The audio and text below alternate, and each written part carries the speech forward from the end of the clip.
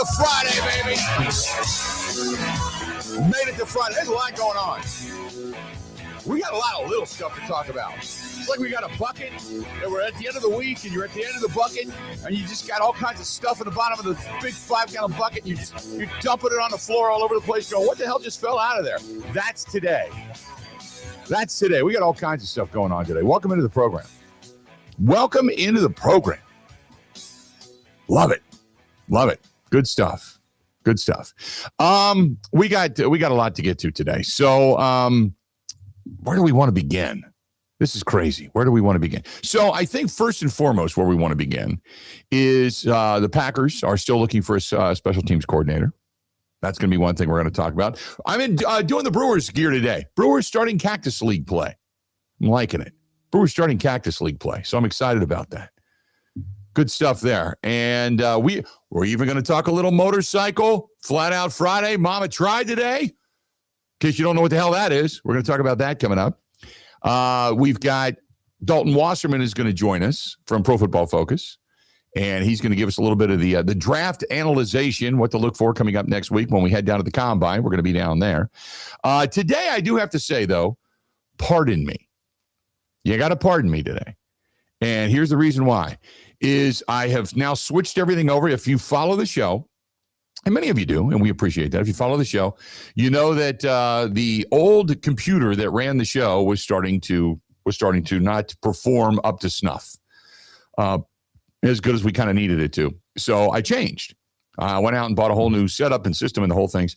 Anyway, long story short, I know computer keyboards are computer keyboards, right? This one's different. The old one had like all the numbers like a calculator on one side and then all the other numbers and letters on the other side. And this one does not, the new one. So everything's in the middle. So everything I type is just screwed up because my fingers through muscle memory don't know where the hell they're going. So I'm really screwed up today. It's really weird. But you got to get used to it at some point, right? We're going to use it all next week, and then this starts the new show and the whole thing. Oh, the setup is different. So I've been working on this for like an hour and a half, just trying to set up the computer and set up the studio correctly because I've been a mess. I've been an absolute mess. I have to admit that.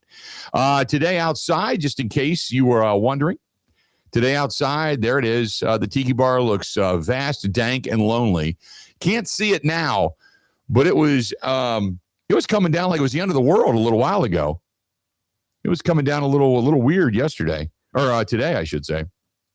So I don't know what to tell you, but it looked like it was going to end up with like 10 inches of snow, and then all of a sudden it just stopped, gone. So there you have it. So we're all good. Cheap seats, how we looking?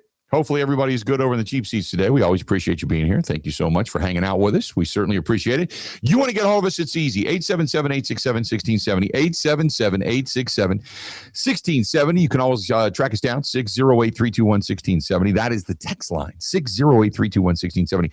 YouTube, great way to catch us up on YouTube. YouTube is free. YouTube is free. I kid you not. Free. We all live by the motto, if it's free, it's for me. Boom, free. All you got to do is open up an account. You go to youtube.com, open up your account. Then you go Bill Michaels Show. Search for The Bill Michaels Show. That's it. Then on X, at Bill_Michaels, at Wisco Grant. We're on Instagram, Facebook, and TikTok, The Bill Michaels Show. We also have our own app, by the way, Wisco Sports Zone. 3 words, put them all together. Wisco Sports Zone. We're also on the Twitch app, the Kick app, the LinkedIn app as well. Email the program, thebillmichaels@gmail.com. The website, simply thebillmichaels.com. And then tomorrow night, 8 o'clock Central Time, you can find us, you know where, My24 TV in Milwaukee. My24 TV in Milwaukee. There you go. Rick says, got 4 inches of snow in central Wisconsin. How about that? 2 inches. Yeah, the further north you go, the more snow you're getting. It's like a wet mashed potatoes. Is what I'm being told. I got a friend of mine that lives up in Wausau, said it's like mashed potatoes. So be safe wherever you're going. Hang out, all that kind of good stuff. You know, be smart, but we've been through this before. You know, and it's probably going to be gone by either tomorrow, Sunday, or early next week because it's going to be warm. And do me a favor, for all of you, I'm reading about this every day now. People are getting rescued off of lakes because they fell through the ice. The ice is pretty thin on a lot of lakes. It's really thin. We've had some really warm weather for over almost a week and a half, and it's not going to be below freezing. I mean, overnight you're going to get a little bit, but it's not. Stay off the lakes, man. Stay off the lakes. We don't want people falling through the ice. You know, we don't want to lose listeners. Come on, man. The last thing you want to find is people that are falling through the ice, and you can still hear the phone and my voice, but you're gone. We don't want to have that either. So hang in there. Be smart. Grant Bills, how the hell are you doing today? I'm doing outstanding, Bill. Happy Friday. TGIF. Yep. There's free food in the building today. Shut up. RJ left his donuts in here earlier today. So I'm going to do what I like to call a studio tax. I'm just going to help myself to one of those. Oh, absolutely. I have not had their Quick Trip. They're the salted caramel dunkers. Okay. So I'll give you a review on how that is. And yeah, I guess when you ask me how I am, mostly my mood is related to the food in the building right now. That's all I really have to share. Watched some curling last night. Thank God, got home and had an opportunity to do a little bit more of that. Let me say this real quick. Watch some at Monks and Sun Prairie as well. Yes. I got my buddy Pat, who just said, Mr. Bill, who just said hello. Pat never watches this show. He's a buddy of mine. He's not like the biggest sports fan in the world. I don't know what happened. He must be sitting on the toilet with nothing to do, because he just said hello over on the live stream in the cheap seats. He just said hi. He never watches this show. Never. And so the fact that he is on today means I can pretty much guarantee do whatever you want to today, because the world is ending. It's going to be done tomorrow. There you go. Okay, I'll get back to you. I was thinking of you last night.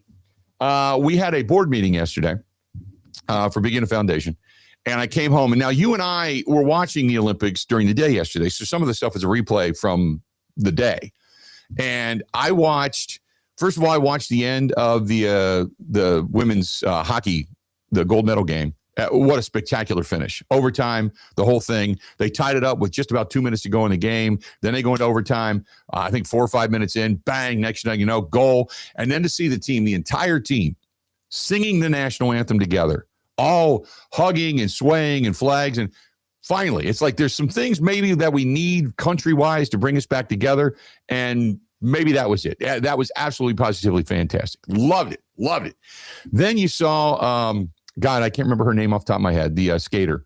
She wins gold, which was fantastic. And I can't remember her name, and it's terrible because I should remember her name, because she was absolutely awesome.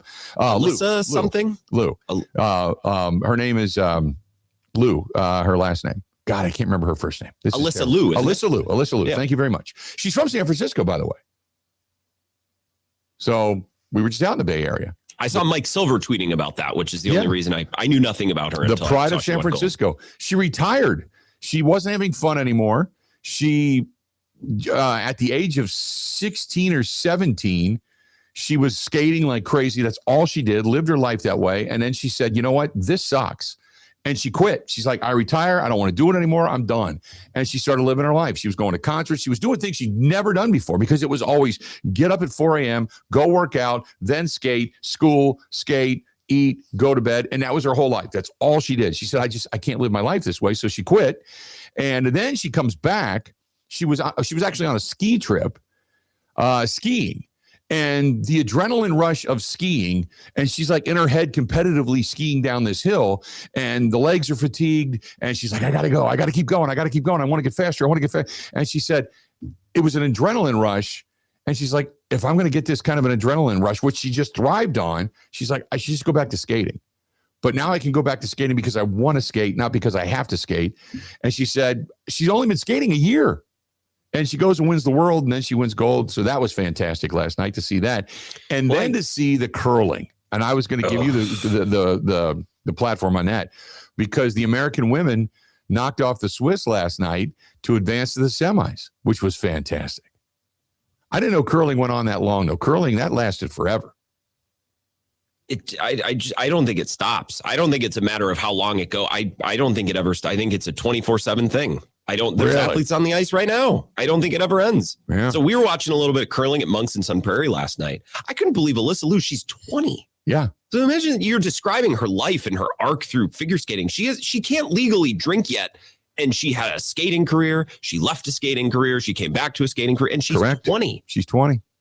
You're 100% correct. 20 years, which is about how long all the curling is going to take to get done at this Olympics, I think. Her lifespan is how long it's going to last. Right? 20 years old. That's it. 20 years old. Crazy. But hey, more power to her, man. She's fun to watch. She did it with such incredible joy last night, which I thought was just awesome.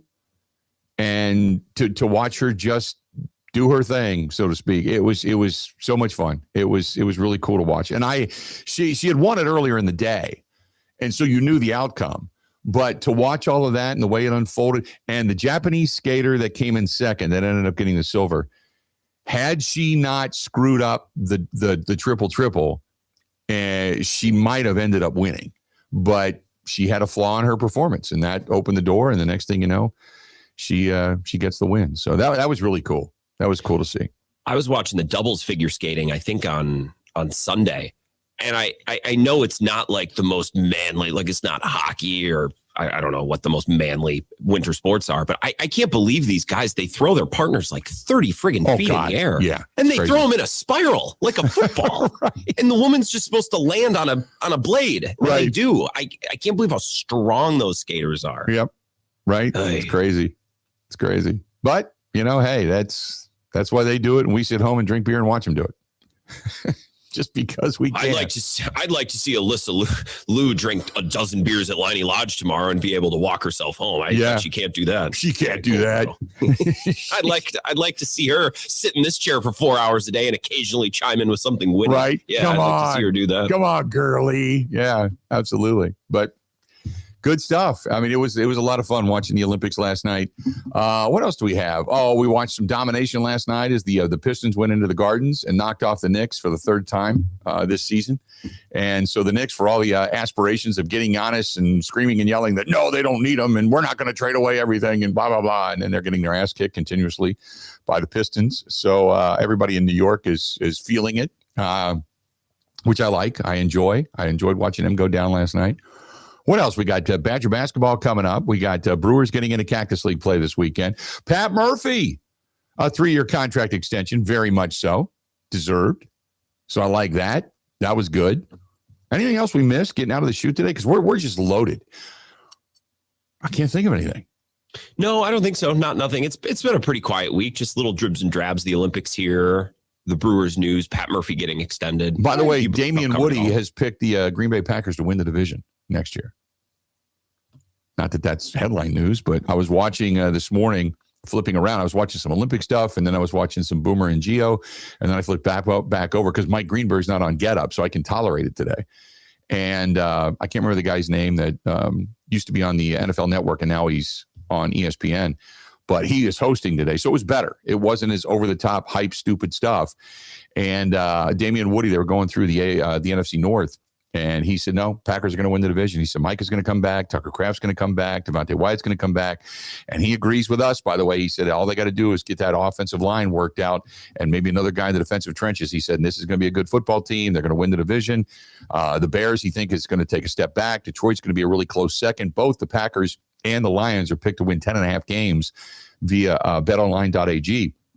going into next season, but he's got the Packers winning the division, getting a home playoff game, and maybe even being a true Super Bowl contender, depending on what they do in the offseason. So I thought, okay, maybe right here in our own backyard, we're a little too, myopic, where we just kind of focus on all the negative too much, because on the outside looking in, and oh, by the way, he says he believes that Jordan Love this year is going to be a top 5 quarterback in the National Football League. A lot of optimism there. I mean, I don't think he was that far away this last year. Right. I love the optimism. Yeah, I do.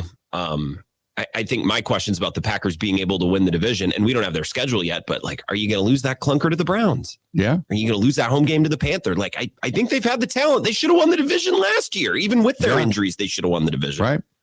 So I'm glad to hear somebody being optimistic. There's some optimism there. So that was kind of good. I was excited about that. Anytime somebody starts talking well about your team, you kind of lock onto that. Not that I necessarily pay attention to that as gospel, but it's, more than a few people looking over the fence going, oh, yeah, there's some good stuff here. There's some good stuff here. So like it a lot. So that's kind of where we are today. Hopefully your day is off to a terrific start, and maybe we make it just a little bit better. So we'll take it at this point. Peter Schrager, by the way, thank you very much, Brett. Peter Schrager, he was the guy hosting this morning. I like Peter Schrager. Peter is he's one of those guys that, I mean, I shouldn't say I've known him. I've met him. We've had him on the show years ago. He's a guy that is what I consider to be a true insider. Not a guy that gets the call because he's got the contract with the league and does the proverbial craptastic stuff. Peter is a guy that if you've ever seen sideline reporters or guys walking around talking to people, talking to GMs, he's got the phone that actually he's been the guy that's worked it for the NFL Network for years and years and years.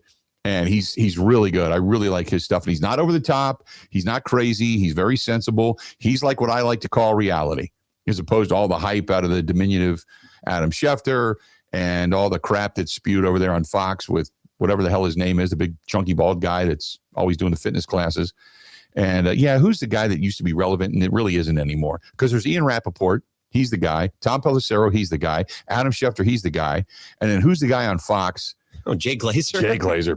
I was like, wait, bald? Yeah, he's trying to put all these pieces together. Yeah, I mean, Jay's nice. I've met him a few times, but he always gets this information like he's got inside stuff, and it's always this vague crap or something that's already been reported by somebody else. He used to be like an insider because he had a lot of guys. Coaches he was one of the first. He was one of the first. And now I don't know what he's been reduced to, but they put him on for like 30 seconds. Yeah, this guy's playing. This guy's not. And we already know all this stuff. And he sprints through the report.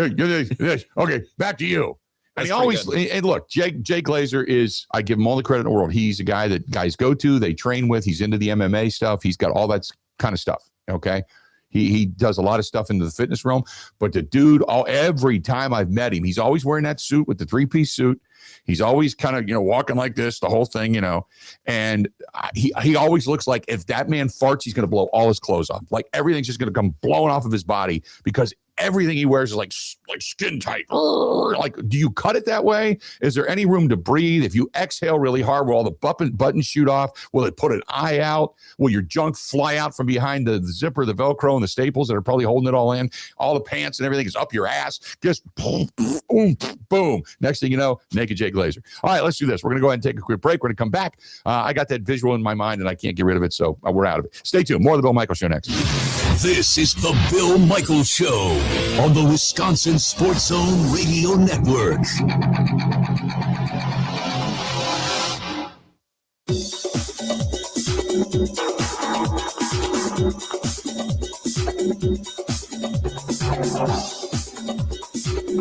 Bill Michaels will resume in 3 minutes.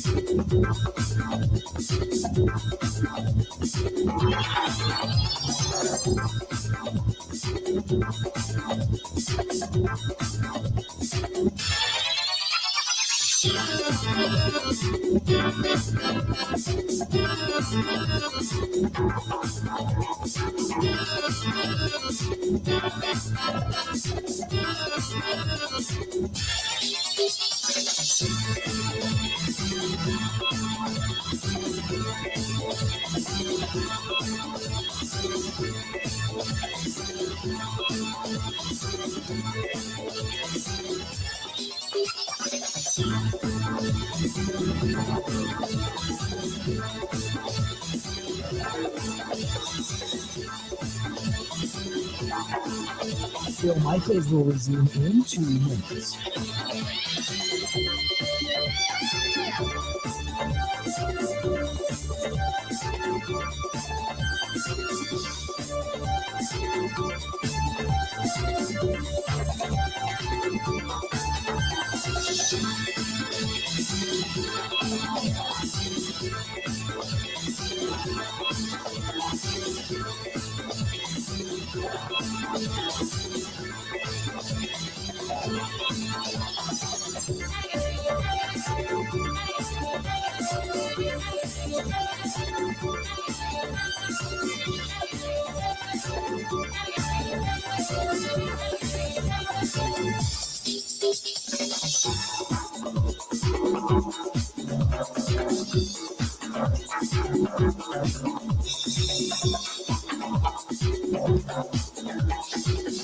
Bill Michaels will resume in 1 minute.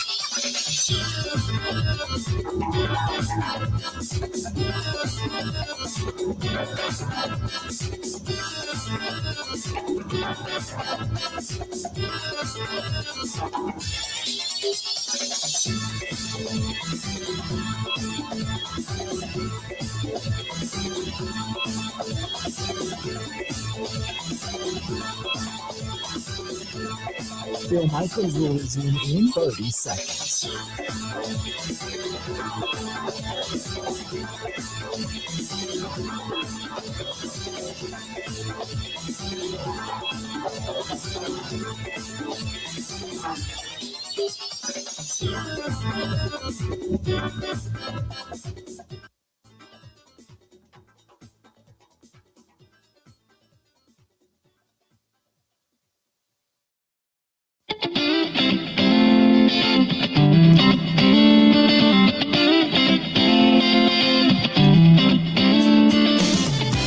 How we looking on a Friday, my friends? How we looking on a Friday? The Midwest's biggest, baddest, best sportsbook right there in Potawatomi. Man, they're getting everything spruced up, fixed up, getting ready for baseball. They got basketball, college hoops. But March Madness, man, that's it. That's it. So get yourself ready. I'd start calling over there now. Reserve yourself a spot. Get ready.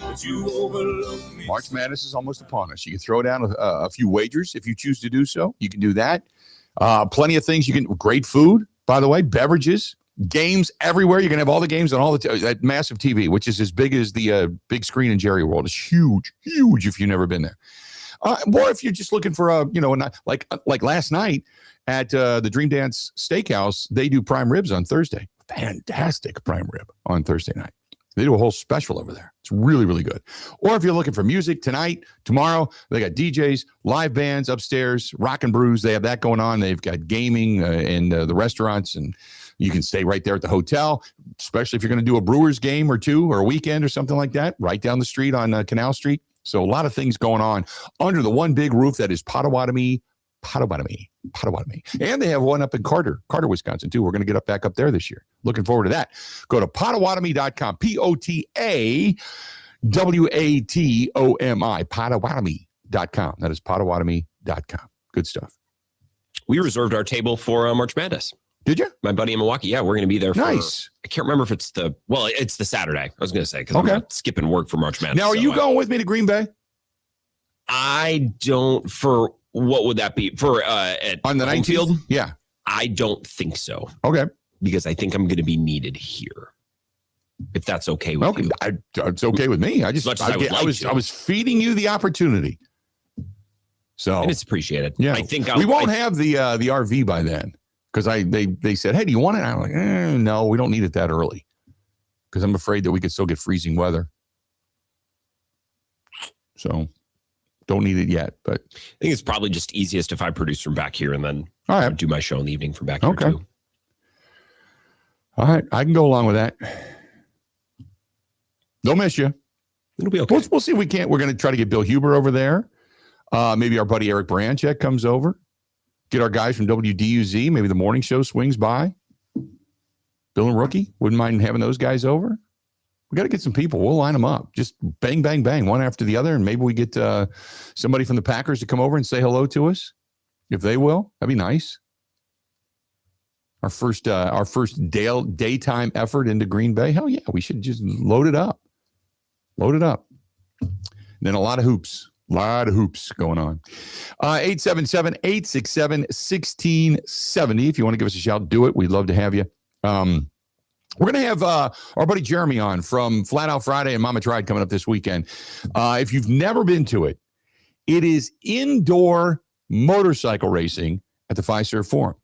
It's taking place tonight. And then the Mama Tried bike show at the Rave takes place on Saturday and on Sunday.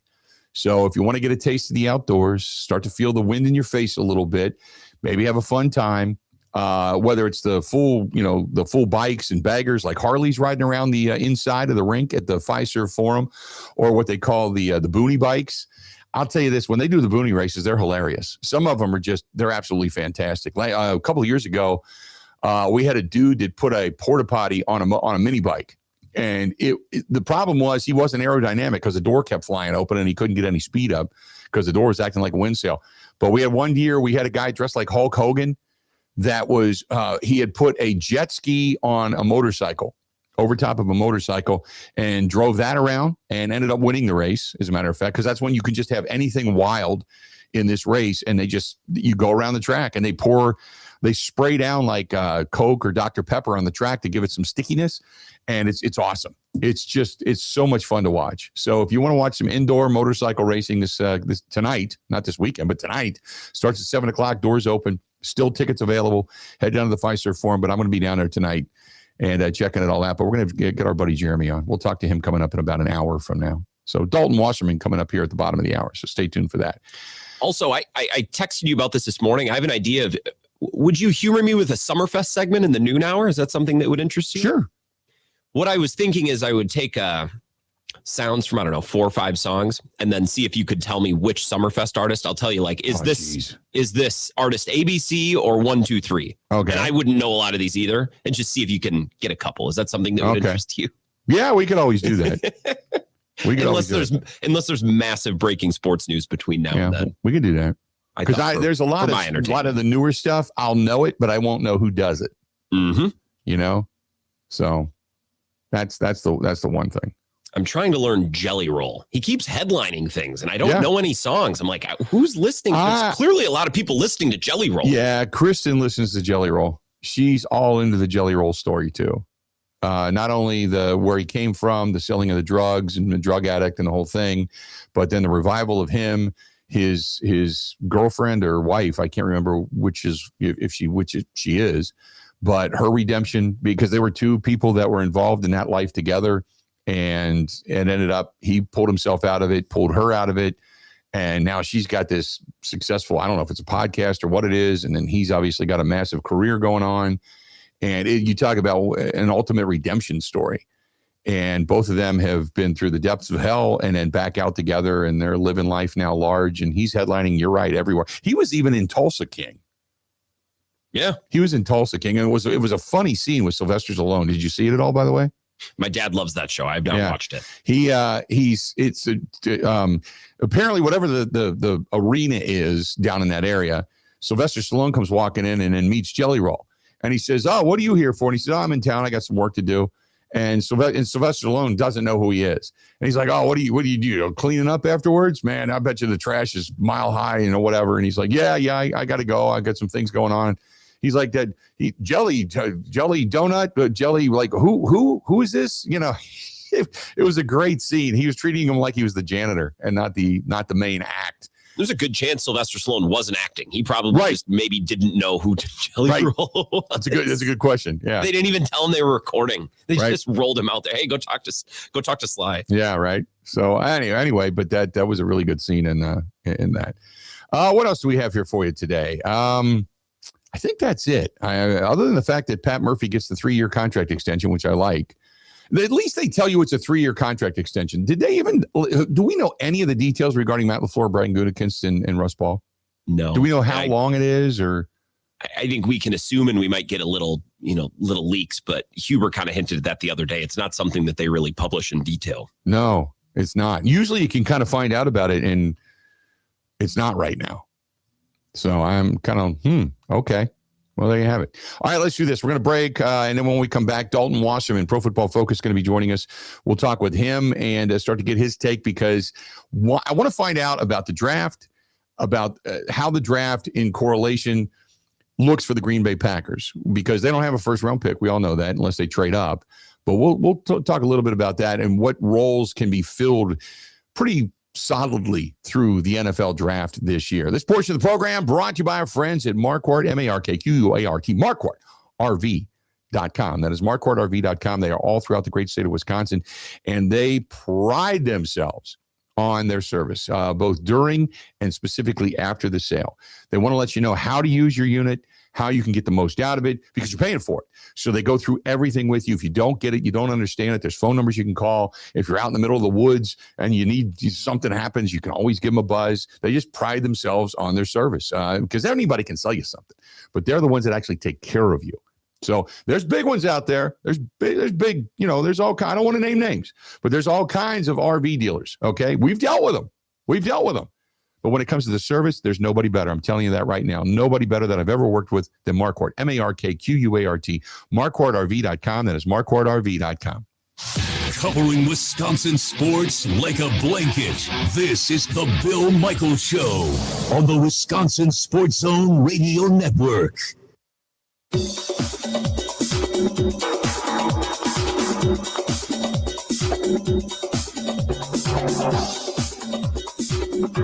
Bill Michaels will resume in 5 minutes.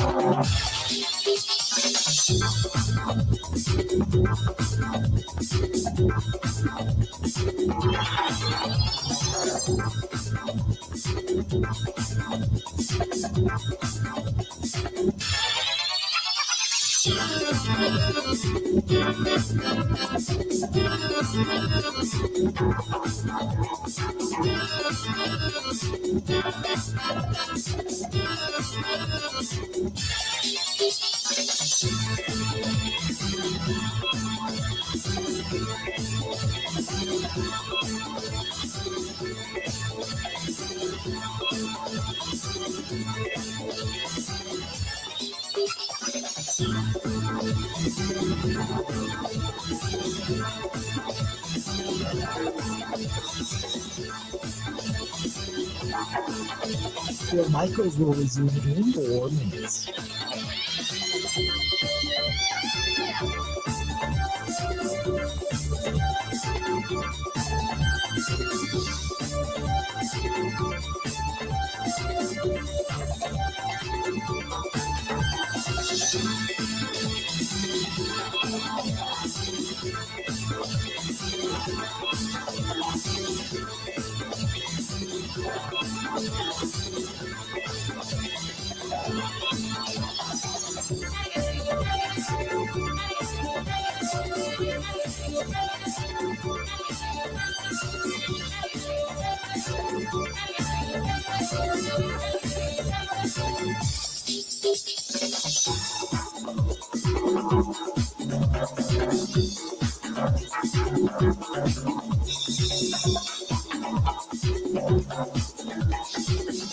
Bill Michaels will resume in 3 minutes.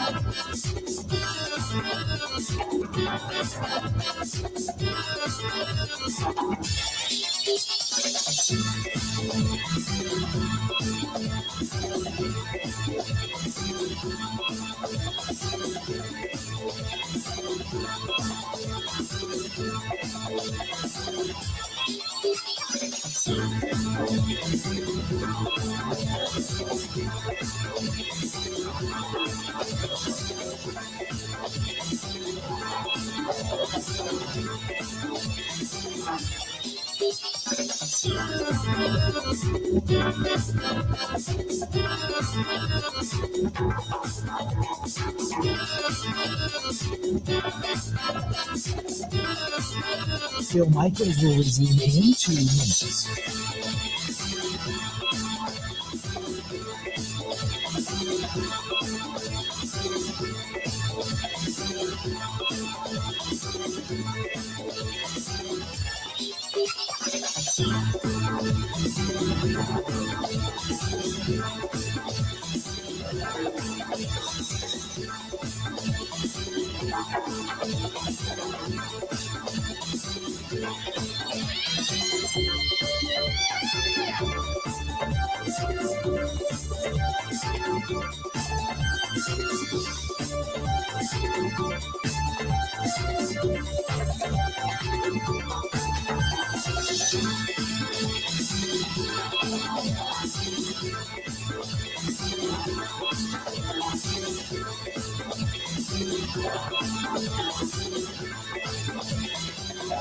Bill Michaels will resume in 1 minute.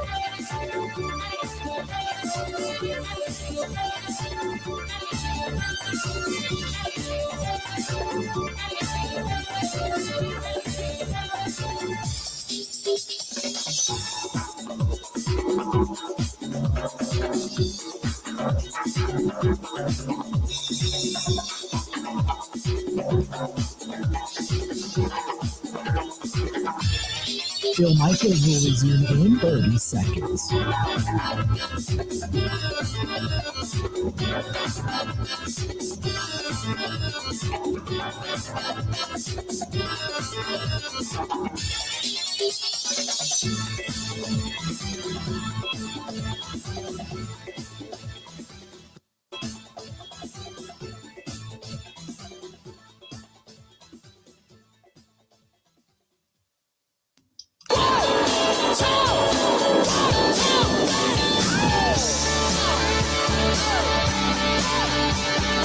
Welcome in. Bill Michaels Show. Just enjoying the day. Craptastic as it is. And it kind of punches us back in the face and lets us know that winter still has its grip on us. But nevertheless, the snow is pretty much gone. I know up north, you guys, man, I'm getting reports all over the place, anywhere from 10 inches to 4 inches. So it's still around live and well, but in my neck of the woods, it just snowed like crazy for about 10 minutes, and then that was the extent of it. At least it's not terrible. So we know it's still here, and it's going to be throughout the weekend. A little bit warmer temperatures coming up next week, which we're all in favor of, so good to go there. Going to make you think a little bit about summer, though, although the last week has been really nice. Think about a new boat, used boat, pontoons, whatever it happens to be, big yachts, cruisers, maybe you hit the lottery. Who knows? Get a hold of our friends at Skipper Buds, boat sales, service, and storage.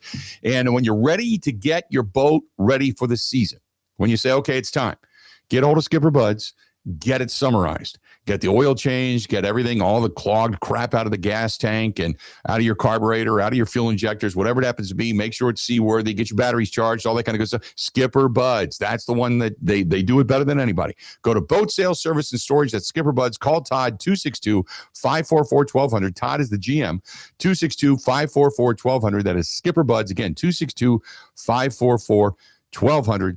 Check them out. There you go. Dalton Wasserman, Pro Football Focus, joining us on the hotline. Dalton, how you been, pal? Fantastic. How's the offseason been treating you? It's so far so good. We're kind of going through a little bit of football withdrawal, I guess might be the best way to put it, which I think a lot of people are when it comes to this time of year. But optimism reigns supreme, as you know, when it comes to the Green Bay Packers. But my question to you is, I said, look, if you're going to go into the offseason, I know the Packers, there's fans that want to see maybe a guy in the secondary or another wide receiver if they lose Romeo Doubs or whatever. To me, it starts up front. It's going to start on the offensive line and the defensive line. The two guards, the new one, Anthony Belton, Banks, who they picked up in free agency, didn't get the job done. They hopefully will get better, but they need depth on that offensive line. How much of a draft will this be for offensive linemen? Because the Packers don't have a first-round draft choice. I think if you need interior offensive linemen, you're in better shape. There's not a ton of proven offensive tackles. So if we're assuming that they'll plan at left tackle for Green Bay is to move Jordan Morgan back to really his natural position, then I think the Packers are in a pretty good spot. I think there's a lot of interior offensive linemen, whether they be guard or centers, that are going to be pretty solid picks on day 2 of this draft. So, I mean, there is an option also. You can move Elgin Jenkins back to guard. I know they've been shuffling him around throughout his whole career, but move Jenkins back to guard if they feel like there's a center that they like in this draft. You could leave Jenkins at center and draft a new guard or even 2 of them and just have an open competition there. But, you know, I think free agency is also going to be very, very interesting on both sides of the ball. When you talk about offensive and defensive lines, they got to add depth at both positions. But if you're looking for defensive line talent overall or interior offensive line talent, I think day 2 of the draft should treat them pretty well. So when you talk about the interior, the defensive front, if you know, Jonathan Gannon's coming in as the defensive coordinator, now he plays both. He's done 4-3 and 3-4, and he kind of puts the best guys in the best position to be successful. But if you're looking for a true, like a nose tackle, how many nose tackles, good nose tackles, would be there maybe for the Green Bay Packers in round 3 or 4 or what have you?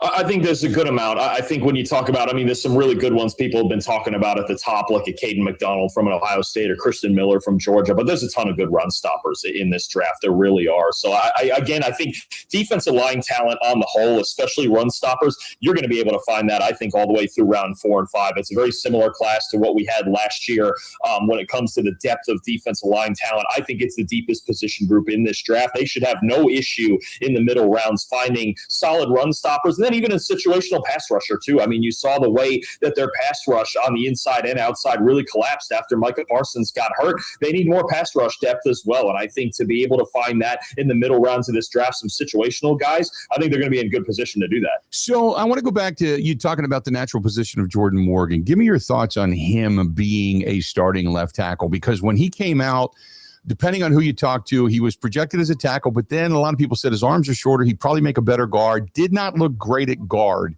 Do you think he's just that good of a left tackle, or are they just kind of hoping and praying at this point? I mean, I've always thought he could be a starting caliber left tackle in the league. Maybe not an all-pro, maybe not a Trent Williams or something like that, but he certainly has the athleticism and the foot quickness to be able to do so, to work in space like that. He's just more of a finesse type of player. He's never, at whichever position, he's never going to be the most powerful run blocker on your offensive line. That's not how it works with him. And the arm length, yes, it's a concern. We've seen this be a concern a little bit with guys even like Will Campbell over there with New England. But, you know, it always struck me as a little bit odd that they didn't at least give him a shot at tackle. I think now for him to get a legitimate shot to play his natural position, and look, one of the things I always say with guys that come in a little bit short on the measurements, as long as it's not drastic or anything like that, is look, he's been playing with those arms his whole life, right? So, I mean, as long as he's got the correct technique, you can work around some things and at least be a solid player in this league. So I think it's one of the most fascinating things to watch for Green Bay this year is Jordan Morgan and his progress, especially after basically playing 2 whole years of not playing left tackle, not his natural, you know, his position there at right guard. I don't know that he got any reps at guard at Arizona. Maybe a handful, but no, I think it's one of the most fascinating things to watch come training camp for sure. Were you surprised that the Packers did not use Matthew Golden as much as maybe they should have? A little bit. I think that Green Bay offense is so much better when they have somebody who's a legitimate vertical threat, right? And I don't even necessarily think that means, Matthew Golden should have had 1,200 yards and won Rookie of the Year and all of this, but their offense has always operated better when they have somebody who can threaten safeties downfield. Now, when they got really hot this year, it's because Christian Watson was healthy and he was doing that, right? So maybe you have 2 of those vertical threats now that are really going to work their way into being that guy, being that home run threat that can constantly push safeties off the ball. But I'm a little surprised, especially as we got later in the season and Watson started getting banged up again, that Golden wasn't that guy. I think he's somebody who can be, you know, I know people hate to say, you used a first-round pick on a decoy, but at times there's stretches in a game where, he has to be that to open things up for Wicks and, you know, Tucker Kraft when he's healthy and Jaden Reed. Those intermediate throws are so important in this offense. So I do think the usage is going to ramp up in year 2, and that's how it's going to be, is that deep threat that can constantly threaten safeties. Yeah, I was hoping we would see a little bit more out of him, and I know there was a frustrating season for him, but all in all, I thought, hey, if you don't have to be thrown into the mix, that's not a bad way to go. You know what I mean? He gets a little bit of learning, and then this year maybe he has that breakout year and takes over the role, or maybe the security role that Romeo Doubs had, and then kind of morphs into that guy, because Christian Watson started to become the number 1 as the season drawn on. Yeah, no, for sure. I think Golden, there was always going to be a certain amount of pressure with that pick specifically, because it was 23 years the Packers took a first-round wide receiver. So no matter who it was, whether it was Golden or somebody else, there was going to be the pressure of, hey, this is our first-round receiver. We've taken it forever. You need to be a superstar. You need to be this and that. And it's like, hey, he's still just a kid. He's a late first-round pick. He's got to work on some things. Like, you're right. Let him break into the system. And if by year 2 or 3, because Christian Watson eventually gets the end of his contract, and you're thinking long-term here, by year 2 and 3, if he can be that deep threat Brandon Cooks type of guy for you, then fantastic. That's really what you're looking for. So I think, he just needs to tune out the noise, keep improving his game, and then just play his role in the offense. Don't try to do anything more than what Matt LaFleur is asking him to do. There's a couple of guys that I have an interest in, and Sean Ryan, we saw him go from a guard to a center. How easy a transition do you think that is for him, or do you think he's going to be that guy that takes over at the center position, or do you think he's better suited for guard coming out of college? I think he's probably better suited to be a guard. I think it's always good to have those depth guys, those swing guys who can do either in a pinch, right? I mean, it tells you a lot about, especially when you talk about one of the things you can do as a swing guy is play center, tells you a lot about a guy's football intelligence, right? And I think that's the thing that Sean Ryan brings, a little bit of intelligence, versatility, and then a powerful blocker who can really get downhill in the run game, right? Not the greatest pass protector in the world, but to have a center, or at least a backup center like that who can play multiple different positions. I mean, it is important, right? Whether he's starting or not, we've seen him obviously rotate in and out at right guard with Jordan Morgan as well the past couple of years. It's just good to have a guy who can step in a pinch and at least give you, say an average level of football at multiple different positions, especially at that center spot when there's so few guys who are plus starters. I really think the Packers, in my opinion, it starts up front because they didn't really stop the run real well last year after Devontae Wyatt went down. You need some depth in that defensive front. What defensive tackles would be there? We talked a little bit about the nose tackles, but what defensive tackles as you get later? Because to me, I think it's going to be a very defensive heavy draft for the Green Bay Packers. Unless there's somebody that they really fall in love with, like a wide receiver or somebody, or maybe the depth on the offensive line, I think it's going to be a defensive heavy draft. I think it starts up front. I don't necessarily see their secondary as this massive Achilles heel. So defensive tackle wise, you talked about McDonald, the kid out of Ohio State, but later in this draft, is it like Caleb Banks out of Florida? Is it Christian Miller out of Georgia? Who are some of these guys that the Packers should be looking at? I think Miller could be a possibility. He may go before the Packers pick in the second round there. I think somebody like a Dominique Orange from Iowa State makes a lot of sense. Maybe if they want a true nose tackle, Dante Corleone from Cincinnati. There's so many good run stoppers, right? Xavier Harris from Ole Miss, Tim Keenan from Alabama. I love Albert Regis from Texas A&M. He was really a core piece of their defensive line. Like, if you need interior run stoppers, you're gonna have I don't want to say an easy time finding them, but kind of, yeah. You look at just some of the guys who do that grittier work. Chris McClellan from Missouri, who was a guy I thought had a pretty good Senior Bowl. There's a lot of interior players who can defend the run in this draft. I think a couple of guys I really think that Gannon will look at for his fronts especially are going to be Tim Keenan and even a Darrell Jackson from Florida State. He's just got that length, that build that you look for when you're going to those 5-man fronts, sometimes those 3-4 defensive end type of guys. Those are guys who can really stack and shed, and they can play in early downs for you. Tell me what the run is going to be. Every year we talk about, well, this is heavy and they're going to do this and they're going to, where do you think the run comes from? And I'm talking about like what position as you start to look at the draft, and we know everybody's needs. There's a lot of teams that need quarterbacks. There's going to be some trades and such that happen, and there's going to be guys that are going to be picking guys up, and you're looking for depth and all that kind of stuff. But when you start to look and say, okay, there could be a run here, so these are the guys you need to get earlier. This is the guy that's probably going to fall. Give me your thoughts on where the runs are going to be in this year's NFL draft. Far too early predictions, by the way, to actually be correct. Where are the runs going to be? Let's see. I think two spots I look at both on the defensive side. Number one, there's just so much top-end talent at edge defender that I think you're going to see a good amount of those players taken in the top 20, man. Ruben Bain, David Bailey, Akeem Mesidor, Cassius Howell, maybe some guys like even Zion Young or TJ Parker work their way into the first round. Keldrick Falk. There's so many edge defenders in this class, and it's a deep class too, but the top end, that's probably the best unit in this draft. And I think I'm curious to see where the cornerbacks go. Some of the top end. I think there's some guys who are, the three that I see that are considered the top end guys, say Mansour Delane from LSU, Jermod McCoy from Tennessee, Avion Terrell from Clemson. Curious to see how early all three of those guys go, because there seems to be a dividing line, and there's some good players behind them, but those seem to be the three best. I want to see how many of those three guys go in the top 15 or 16 picks. Awesome stuff. Real quick before I let you go, Packers last year did not finish strong. Last year, the Chicago Bears finished strong. They got themselves into the postseason. They learned how to win. I've said all along, I still think the Packers probably can win the division. I think Detroit is a very close second. The Bears, do you see the Bears taking a step forward or taking a step back? Last year, they had to go into free agency to bolster the offensive line. Their defense obviously gave up a lot of points, but the magic and the turnovers don't usually translate into it from year to year to year. It usually doesn't stay that way. Give me your thoughts on the Bears and where they stand.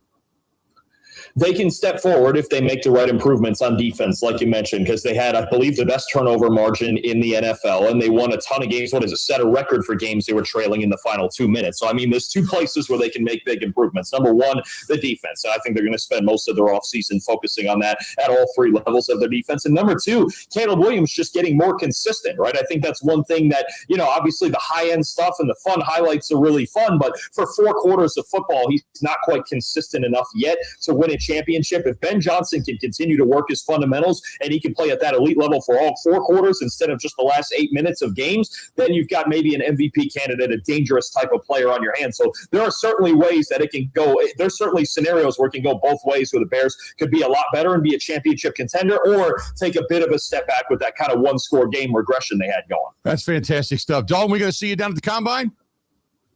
Absolutely. I'll check in with you guys either Tuesday or Wednesday for sure. Excellent. Good stuff. Dalton Wasserman, we appreciate it as always, and we'll talk to you again next week, okay? Appreciate you guys as always. Thank you. Thanks, pal. There you go. Dalton Wasserman joining us for a couple of minutes over there on the hotline. Good stuff. And like I said, he said they're going to be down there at the draft. That's kind of his wheelhouse, man. But that's why I wanted to get the information. Like, give me your thoughts on Jordan Morgan. I don't have this level of belief. I don't look at it as, hey, they've got themselves the guy. Not like when Brian Bulaga was here, but then again, Brian Bulaga, well, he was a first-round draft choice too. But when Bulaga got here, you looked at Bulaga and you went, okay, that dude's a tackle. When Bakhtiari got here, you're like, that dude's a tackle. Chad Clifton, that dude's a tackle. You go through that list of guys. Mark Tauscher, that dude's a tackle. I didn't look at Jordan Morgan the same. Not in the same sense. So I'm kind of hoping that there's a lot of people smarter than me that see things and maybe I don't. Or maybe he just morphs into that guy. So I'm hoping he's the guy, because if he is, then they got an anchor. Then you put Banks alongside if Banks get better. But if you saw the numbers, I can't remember who did the breakdown, but they talked about the pass rate pressures this year from the guard play. Both guards for the Green Bay Packers ranked in the bottom 5 terribly. Now, Anthony Dalton, brand new. Also, though, that was in pass rate and pass rush rate and not necessarily in run block rate. But both of those guys, trouble coming up the middle, up the gut. See, to me, that's also why you need an anchor in the middle. That's why you need a really solid center to kind of spread that capability out to be able to pick up things like stunts and blitzes and things like that were coming, because pressure came right up the gut a lot of the times. So hopefully, Anthony Dalton gets better and Banks just gets off to a better start and a better season. And then, knock on wood, Zach Tom and that patellar tendon, man, that thing heals, because if you do, and Jordan Morgan's the guy, then all of a sudden maybe it gives you a little bit different outlook going into the season when it comes to the ability of the offensive line to protect Jordan Love and give him a couple more seconds, or a second or two, a little bit longer, to then be able to decipher, process, and throw the football. Because when he doesn't have that pressure in his face, he is absolutely, positively fantastic. Stay tuned. We got a whole lot more of the Bill Michaels Show. This portion of it brought to you by MIBA, M-I-B-A, MIBA Industrial Bearings here in Grafton, Wisconsin, but also all throughout the country. But the hiring takes place right here. You don't need to be in person. You just need to be good. Get a hold of our friends over there at MIBA, M-I-B-A, MIBA Industrial Bearings. They've got a plant down in Houston, Texas. They've got one in Kansas as well. Manufacturing hydrodynamic bearings for the power generation industry. Find them online on Indeed by searching MIBA, M-I-B-A Industrial Bearings, Grafton, Wisconsin. If you got to place a phone call, get a hold of our buddy Brett over there, 262-337-2210, 262-337-2210. More of the Bill Michaels Show next. Covering Wisconsin sports like a blanket.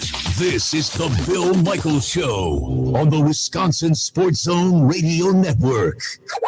Many wins, many wins. Waiting at Potawatomi Casino Hotel, Milwaukee. This February, you could break the bank and get down with a share of $300,000 in prizes. Bust out your rewards card and play to earn entries. It all goes down with Thursday drawings. Break the bank, only at Potawatomi. More info online. Must be 21 and a rewards member to play.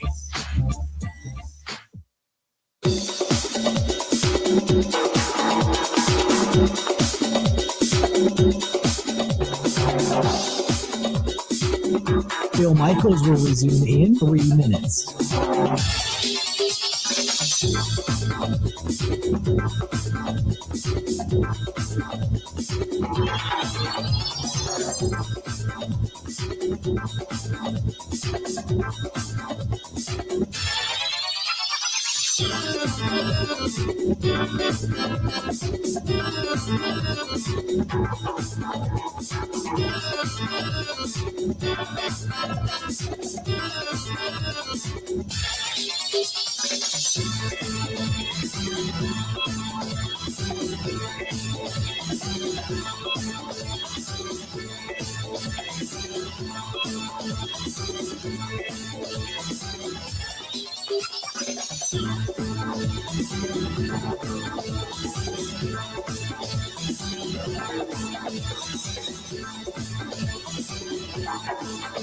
Bill Michaels will resume in 2 minutes.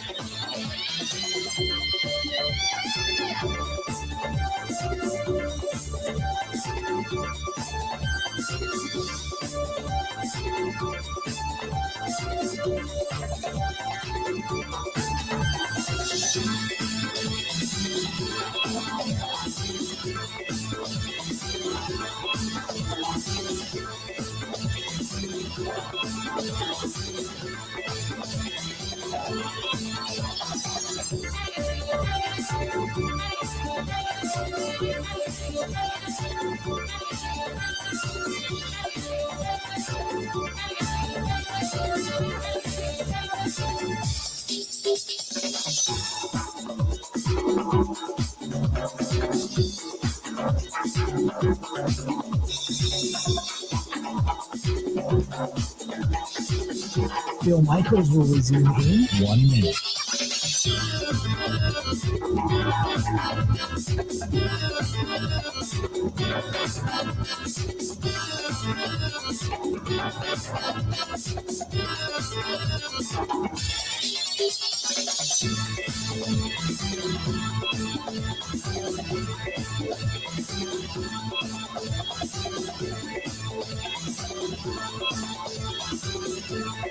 Bill Michaels will resume in 30 seconds.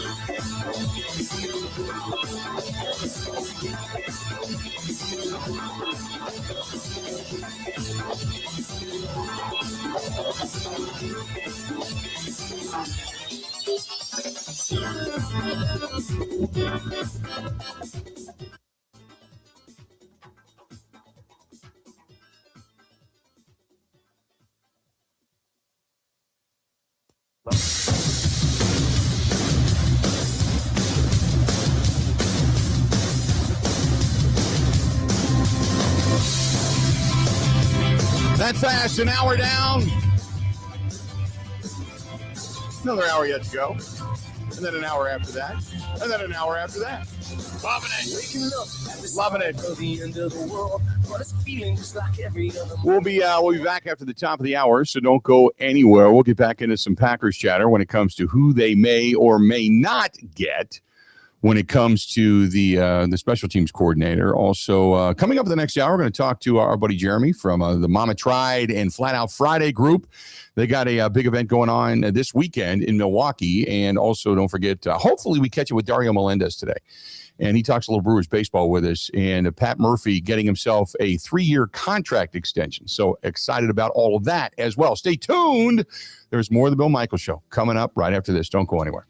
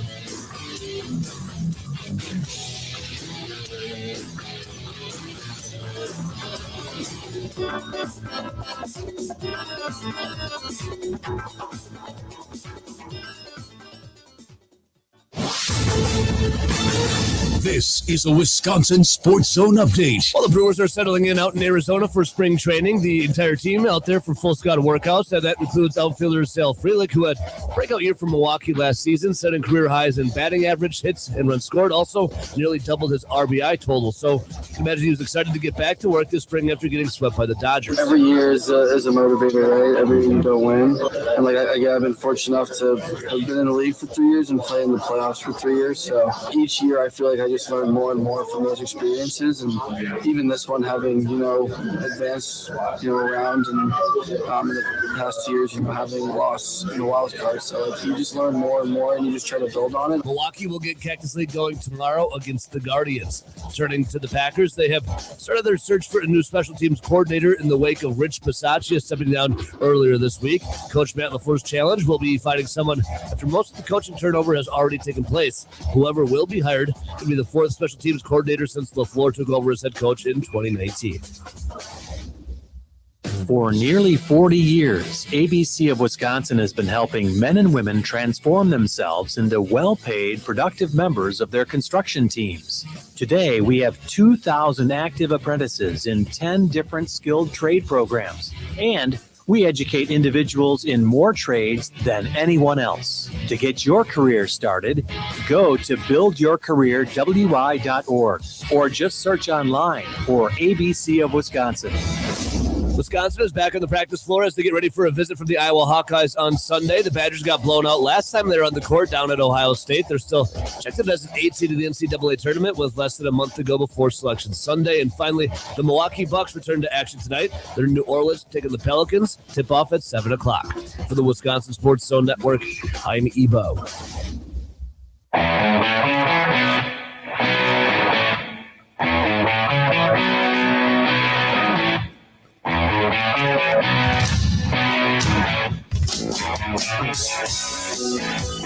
Welcome in.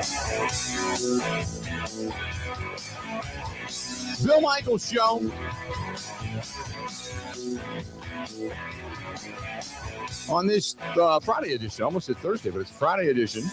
And just kind of getting ready for the weekend. Packers looking for a new special teams coordinator. And a lot of I don't want to say a lot of rumors floating around, more so, who's going to be interviewing. Has there been anybody that trips the trigger? Has there anybody that trips the trigger?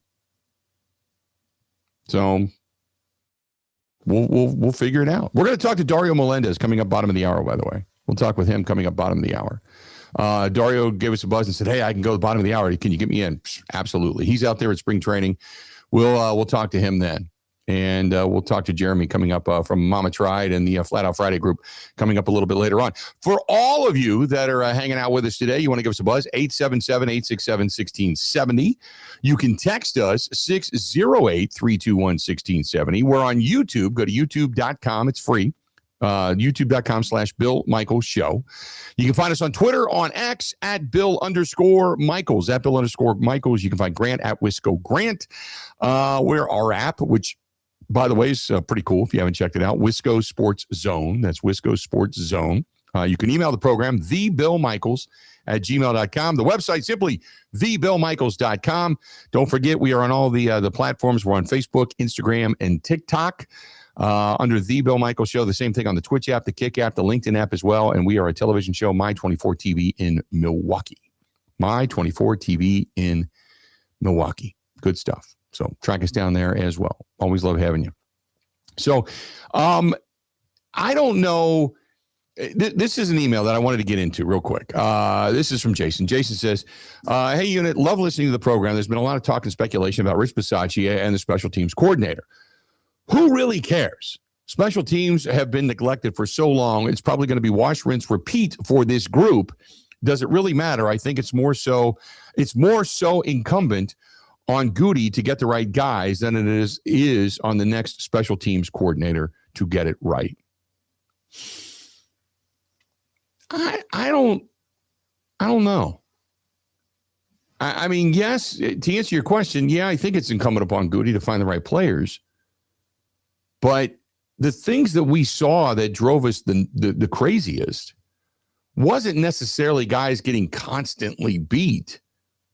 It was just mistakes, like detail-oriented mistakes.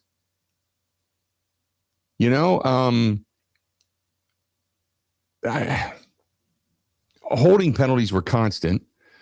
I think, the legitimacy of McManus and the leg swing, that was legitimate. That was something went awry, and my guess is that he's going to go away in the offseason, going to get it right. They're going to have some competition in camp for him, and he's just going to outkick everybody, unless they really find somebody that's just some kind of a boomer, right? So I think that's going to be fine. I don't have a huge worry about that. I still think McManus is very solid. I know there was some people that were down on him, but I don't feel that way because again, I go back to the year that, Mason Crosby just kind of went awry. And then the next year he came back and he was one of the best kickers in the league. So I don't worry about McManus. I think he just got the injury and it didn't sit right. But to me, it was the detail stuff. It was the holding penalties, and every now and then you get, a stupid call, a face mask or whatever. I mean, things like that happen, but it just seemed like they couldn't get a big run back. Although their return yardage this year was not terrible, they just didn't have that big time legitimate threat. I don't necessarily think all the time that they were using the right personnel. Because Keyshawn Nixon was a really good returner, and then he wasn't. He became your cornerback, and so they weren't going to use him. And you're mixing and matching guys back there, and then you had some injuries, and it just never got on track. It never got on track. So I think you have some personnel there. I think it'll be okay.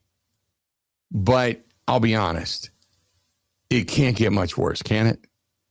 Dare I say that? Dare I say that? Steve says, hey, Bill, great interview with Dalton Wasserman this morning. Very encouraging to hear that the draft is deep at the interior offensive line and the defensive front, which are two of the biggest needs for the Green Bay Packers. If they can draft the trenches heavily in rounds 2 through 5, perhaps they can address the secondary needs later and or through free agency. Some of the free agents that intrigue me are the corner Greg Newsome, who we all talked about. There's Eric Stokes that's out there. The defensive line, Clay Campbell, older, but with a history with Jonathan Gannon. And he can add some veteran leadership for the younger guys as well. Looking forward to the Combine next week. I can remember Matthew Golden running a blistering 40 last year. The Combine is a lot more than guys running around in their underwear, if you pay attention. Have a great weekend. That's our buddy Steve in Richfield. Steve, you are correct. I'm looking forward to it as well. I really am. Looking forward to the Combine. Well, I'm looking forward to the Combine because the Combine last year, what we discovered, and Mike Clemens has been knowing this for years, but what I discovered when we went down there was there's this, how do I put this? It's just football. There's not the celebrities and the stars and the parties and everything that goes along with it. It's just football. That's it. It's just football. So, and I love it. Informationally, I love it. So yeah, I'm looking forward to it. I'm excited. He also said, don't forget, Jelly Roll has also overcome a weight loss of 300 plus pounds. I didn't realize, I knew he lost a lot of weight, but when he was on the Grammys, that dude looks almost emaciated, doesn't he? Oof. For sure. He lost a ton. Kudos to him, man. He's lost a ton. But yeah, big time.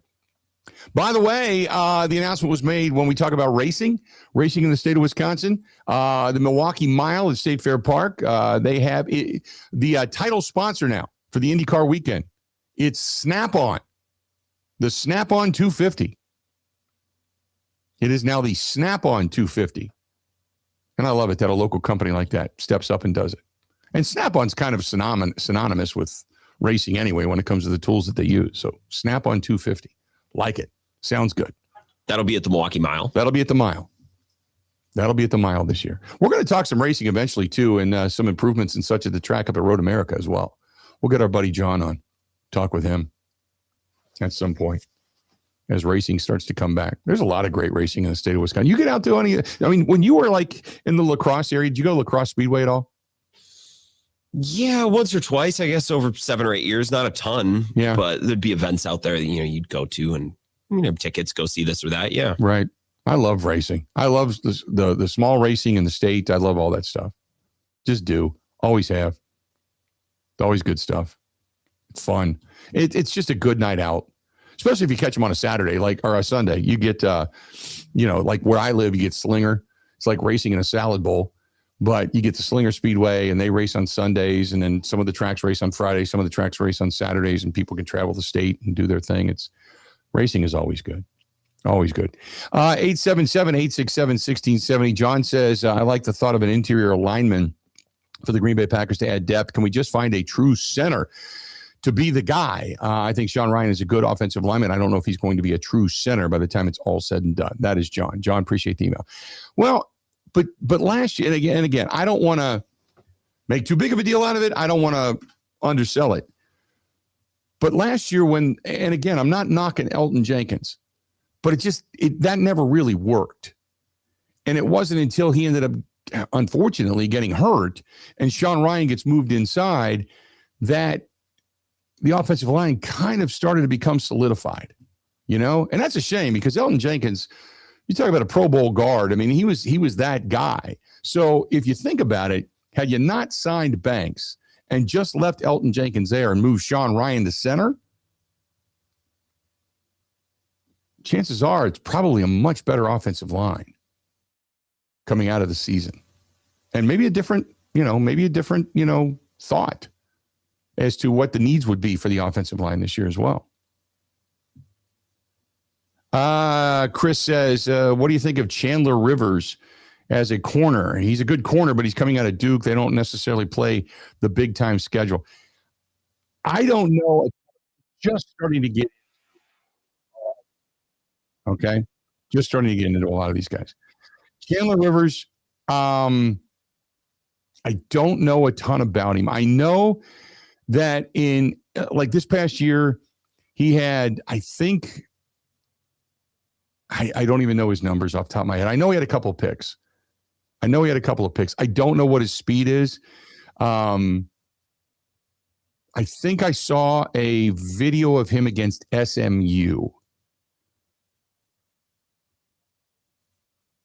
And then he had one that the highlight was, maybe it was against Cal, if I'm not mistaken, but I don't know a ton about him. So as much as I want to get into that, as much as I want to get into, the draft and all the players in the draft, I got a little time for that. I haven't even started really reading up on all of that. But he is listed as, if I'm not mistaken, and I hate to use this, you know me, I hate the Mel Kiper big board. I really do. I just freaking hate it because I think it's garbage in the sense that Mel Kiper's, this guy's rocketing up, this guy's falling off, this guy, when nobody has played a snap since the end of the season. Nobody.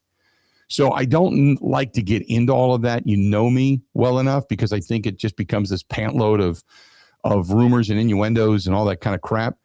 But I think he was in their top 10 of corners. I honestly, if D'Angelo Pons was there, the kid out of Indiana, that would be a kid I would grab.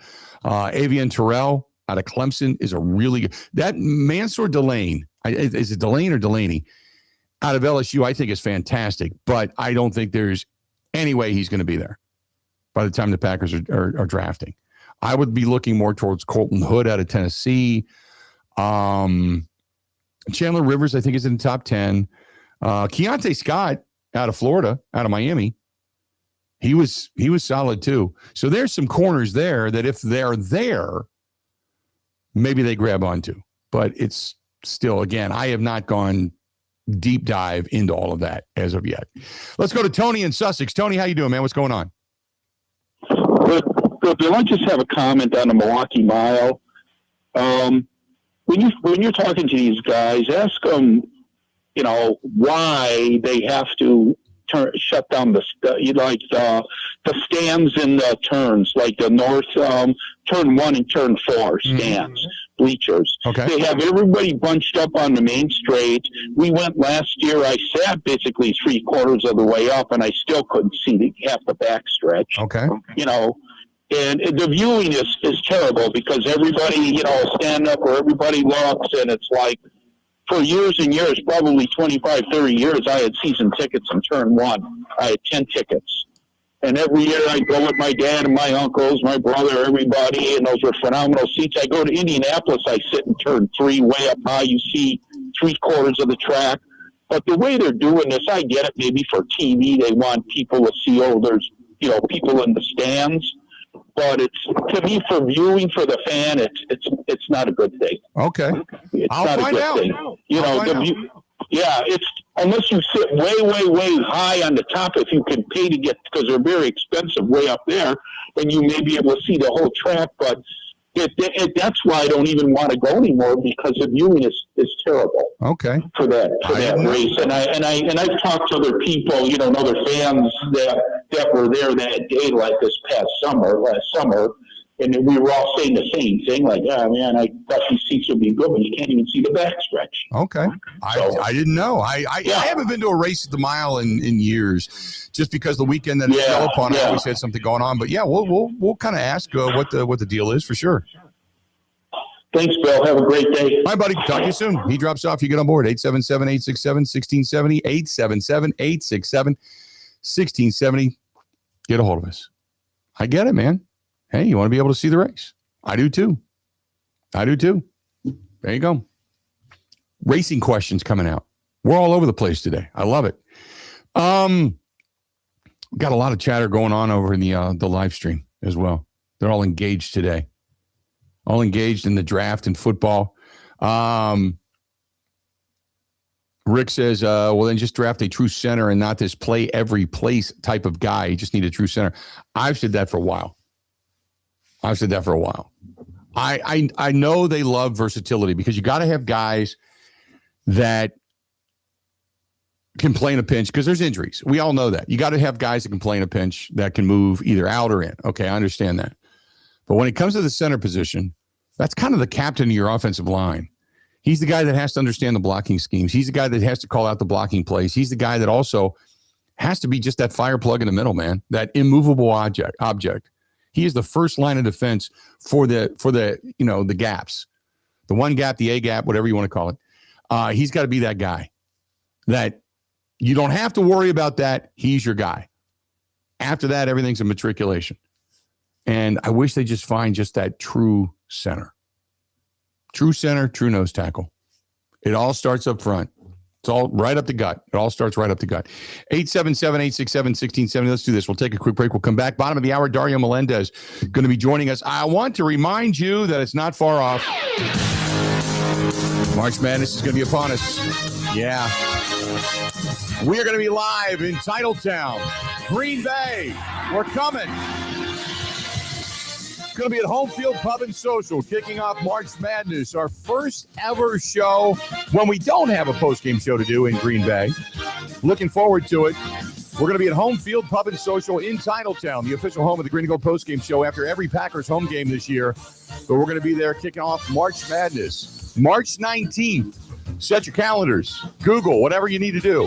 March 19th, we're going to be there. Doors open up at 9:30. Show gets underway at 10, and we are looking forward to it. Our first effort into the Green Bay area for the Daily Show. And it's going to be Thursday, March 19th. We'll see at Home Field Pub and Social. The restaurant, Top Golf, simulators, great food right there in Titletown across the street from Lambeau Field. We'll be there on March 19th, and we can't wait to see you there. More of the Bill Michaels Show next.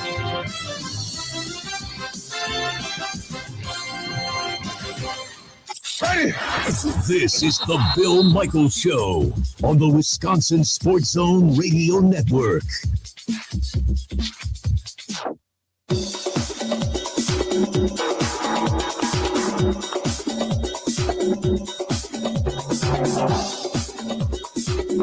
Bill Michaels will resume in 3 minutes.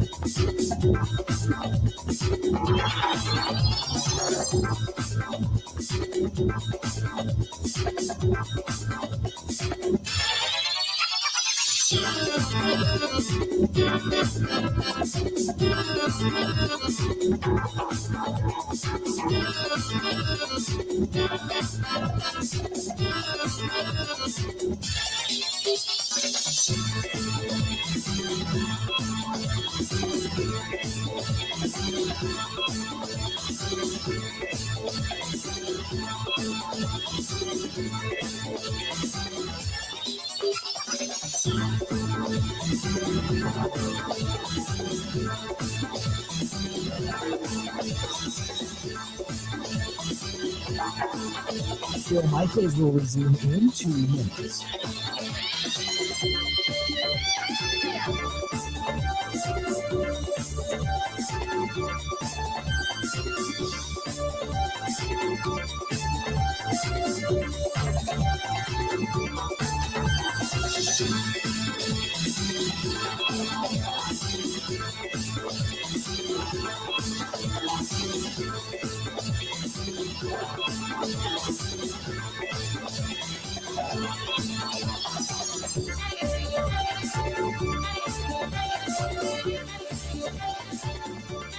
Down goes hunger. Down goes hunger. That's the call when you take your first bite at Home Field Pub and Social. with a chef-driven food roster that's stacked with flavor. From starting lineup appetizers to all-star plates and sandwiches to Hall of Fame desserts. It's all worthy of a highlight reel. Because this isn't your basic game day fare. This is crave-worthy food with enough flavor to make your taste buds do a touchdown dance. And if you're ready to play, step into the Topgolf Swing Suite and take your shot at glory. Swing, sip, and snack your way through every clutch moment. So the next time someone asks where you were when Hunger lost the title match, you say Home Field Pub and Social, where it's game day every day. In the heart of Titletown, right next to Lambeau Field.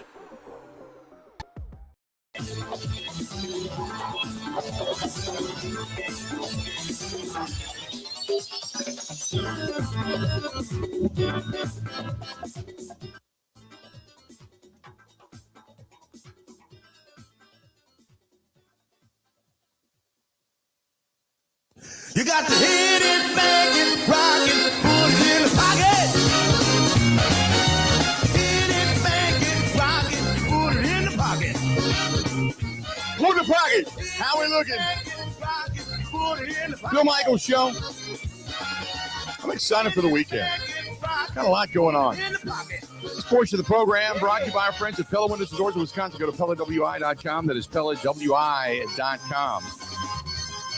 And if you're looking for new doors, new windows, whatever it happens to be, they're the people to call. Curb appeal, value added to your home, the economical factor, all that kind of good stuff. All that kind of stuff, because they've got it all in the sense of different lines for different budgets and different tastes. They've got the vinyl windows. They've got Impervia, which is as strong as fiberglass. They've got the wood windows, the custom windows. They can make them to the period of your house. You want contemporary, you want just old style, old Victorian or something to that effect. They can do it all. They've got everything for everybody, not to mention all the interior hardware that can match whatever it is you've got going on in your room. Something for everybody. And I keep suggesting take advantage of the free in-home estimate. Everything. They'll come to your house. They'll look at your windows. They'll give you all that kind of good stuff. Free. All you got to do is get a hold of our friends at Pella. Go to PellaWI.com. That is PellaWI.com. Call them direct. 855-PELLA-WI. That's 855-PELLA-WI. 855-PELLA-WI. There you go. Let's, you know what? Let's do this. We're going to talk to Dario Melendez about the Brewers, which are tomorrow, which is the reason I'm wearing the gear today, because tomorrow they start Cactus League play. They start their quest for 100 wins. I don't know if they're going to get there. I doubt it. But they start their quest beginning tomorrow. Start building for the future, building for the 2026 championship season, as our buddy Tim Allen likes to say. So you've got Christian Yelich yesterday talking a little bit, and when the contract extension came out, Christian Yelich says that Pat Murphy knows how to have fun. He knows how to be serious. He knows how to be the manager. He's got that good balance. This is Christian Yelich talking about Pat Murphy and the balance. We've talked about it a lot, right? Anybody that's been around Murph knows he likes to joke around, mess around, have a good time, but there's also an element of seriousness to it, and when it's time to be serious. And I think players know when it's time to have fun with them and joke around, but know when it's time to, lock it in, and you have to do your job, and there's high expectations, and you have to meet those expectations, or there's going to be some discussions if you don't. That's fine. That's fine. And we found that out last year. When asked specifically about Joey Ortiz, he says, why is Joey not playing? Because the manager's pissed. I love it. Yelich also That's fine. That's fine. Yelich also says, here's my feeling about Murphy when he got the job originally. We were all familiar with him. He was familiar with us. He kind of just knew how we did things, ran things in spring training, the day-to-day during the season. So it was good to have somebody that's been around, and, things didn't change a ton, when he took over. Obviously, him and Counts, different personalities, different way of going about things, but he was familiar with us and the way we did things. And I was glad that he was the one that was taking over. And obviously it went really well the first couple of years. It's worked out, to say the very least. A back-to-back manager of the year. Now, when you talk about a manager and his impact, There's always been a discussion about what managers actually add to a team and how you quantify the value of a manager. And Yelich talks about, how do you think of a manager's worth? Well, I think manager, right, is what the name is. You're managing people. You're managing personalities. You have things that you have to help navigate throughout the season. You have to try to get the best out of guys, motivate guys, get everybody pulling in the same direction. And I think he does a really good job, doing that. Then the extension was announced yesterday, 3 years on the contract extension, which is nice for Pat Murphy, nice for the team. They know there's continuity there, but it also makes sure that Pat Murphy is never going to be that lame duck guy. So therefore, everybody in that clubhouse knows he's the dude. So Yelich talks about Murphy's extension.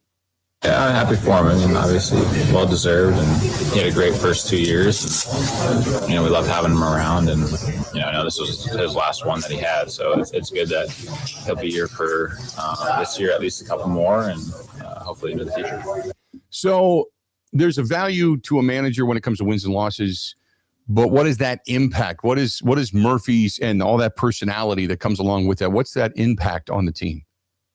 There's nothing that you can do that's like, oh, well, this impact had, this much impact on the group. But, it does. And success and all that starts from the top and works its way down. And when you have somebody that has a strong, consistent message and is good at motivating people, good at bringing the best out of guys and getting guys on the same page, it makes a difference over the course of 6 months, There you go. So Christian Yelich talking a bit about Murph. Going over to the text line, the 563 says, Bill, you mentioned something about the Packers if they wanted to get back into the first round this year. Just kind of curious.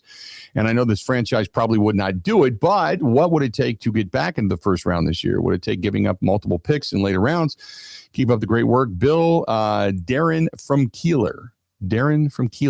Yeah, it's going to take multiple picks. Now, whether it's multiple picks this year or multiple picks this year, one next year, I don't know.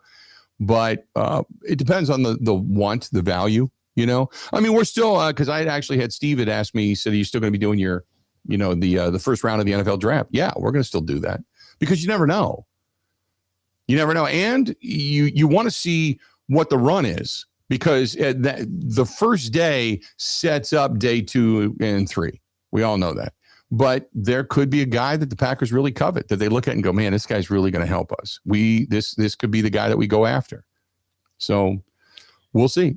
For reference, and we never know how much it will cost. You can use the value charts and that kind of stuff, but you never know until the trade is made because certain GMs might like certain players more and all that stuff. But for reference, I was reminded of the Christian Watson trade. That's when the Packers sent 53 and 59 to Minnesota to move up to 34. Mm-hmm. So that took 2 first rounders to move up just to the beginning of the second round, not even into the first. Right. So if you think the Packers are going to move from the end of the first or end of the second round into the first round for like a 3 and a 5. Like, no, don't think it's going to happen. That costs a lot of cash to move up. Even to the beginning of the second round, it cost them 2 second-round picks a couple of years ago. Yeah, I don't see them jumping into the first round unless there is somebody that they just 100% hell-bent have to have. But I agree with you. To be that far back in the second round, to think they're going to jump into the first round, I would almost rather see them trade for a bona fide player at that point. Somebody that's already proven. Sure. You're not going to give up that much draft capital to get into the first round for an unproven guy. I'd much rather see them go after a proven guy. You know what I mean? Yeah, I know what you mean. So that would be the direction I would love to see them go. Darren in Green Bay. Hey, Bill, I'm looking great, feeling great. 60 years old today. Darren, you the man. You the man. Steve says, keep up the positivity for Friday. I had a dream last night that the Bucs made the playoffs and won the East. Unfortunately, my dog woke me up by licking my face before the finals. Oh, that's funny. I like that. Ben from Bruce says, good morning, Bill and Grant. Everybody, we have the clouds and the wind in Tony, Wisconsin. No snow. Go Badgers and Brewers and Bucks. I'm waiting for free agents to begin. Love the show. Watch it every day. Hopefully you guys get a chance to come and see us in Ladysmith, Wisconsin. Enjoy your stay in Indiana. Ben from Tony in Wisconsin. Ladysmith. Ladysmith is the area that is so famously known in the state of Wisconsin, unfortunately, for the tornadoes that went through there not that long ago. Maybe a decade ago, Ladysmith had a big touchdown of tornadoes, if I remember correctly. Well, this year, we want to get all over. We'd love to get all over the state. I mean, we're eventually going to start to hone where we want to go. Our affiliate cities, they get the priority. But if there's some places we're eventually going to get, we did this a few years back when we ended up going to Jim's Bar in Prairie du Chien. We don't have an affiliate there, but we got a ton of listeners there. And there's areas in the state that feel left out. They don't have an affiliate. They don't have us. So they find us on YouTube. They find us on Twitch or Kick or Instagram or whatever. And that's how they watch the show. So, and we don't get to those areas all the time. So that's what this year on the road is. We'd love to be able to go not only to where our affiliates are, but we'd love to go to a city or 2 or 3 that they don't carry the show, but they want it. They want it there. They want the town to show up, and that'd be great. I'd love to do that. Love to do. We need to get like Travel Wisconsin on board, sponsor this stuff. These are great ideas. We have these great marketing meetings right here on the air. That's okay. I like going to random places in Wisconsin. I talked about this on my show last night. Yeah. Like just anywhere random. As much as I'd loved it, like I'm very jealous that Dario's down at spring training right now. Right. But like if on a weekend, like I'll go to Rib Falls. That sounds fun. If I can't afford and don't have the time off to go to Arizona to go to spring training and play golf. I mean, there's some really cool places. I when I get to go to Chippewa Falls, now I know that's part of our Eau Claire market, but I get to go to Chippewa Falls and we go up there to Wissota, Lake Wissota and High Shore Supper Club, and I do the cigar dinners. Which, by the way, cigar dinners, they're announcing dates soon, and there's only 3 of them this year. An oddity. There's only 3. So we'll mark your calendars for those things once we announce the dates, but there's only going to be 3 of them from what I saw. So I'm kind of like eyebrow raising, but that's it. So they'll be in high demand. But anyway, I would love to take the boat up and put the boat up there on the lake and just cruise around the lake and spend some time up there. I would love to be able to go to Shawano and Clintonville. Ed's up there in Shawano. I'm like, we got an affiliate in there. We've never been. We're obviously going to be going to Door County for the first time this year. Maybe I don't know, maybe we just start taking, a poll or something like, tell us where to go. And then we'll make a point to come up and do the show there one day. And again, we jump in the RV and off we go, maybe do that. So I'm game. Maybe we pick a city and we pick a date and say, this is the day we're going to come, but have all the city entries. And the most entries from the most bars or something like that, like we did years ago, well, that's where we go. So I think that would be kind of cool. I think it'd be cool, man. That'd be a fun time. So we'll eventually set something like that up, and we'll put it up on our. We got to get our buddy JFK who runs our website. We got to get JFK to put something together. Maybe we just pick a city and we go. We pick a date either in June or July, and just go. Off the road we go.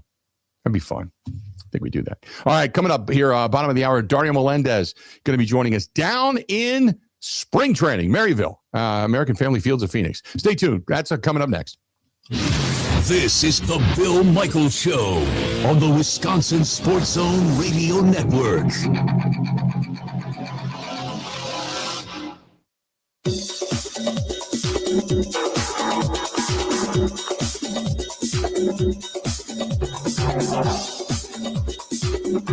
Bill Michaels will resume in 5 minutes.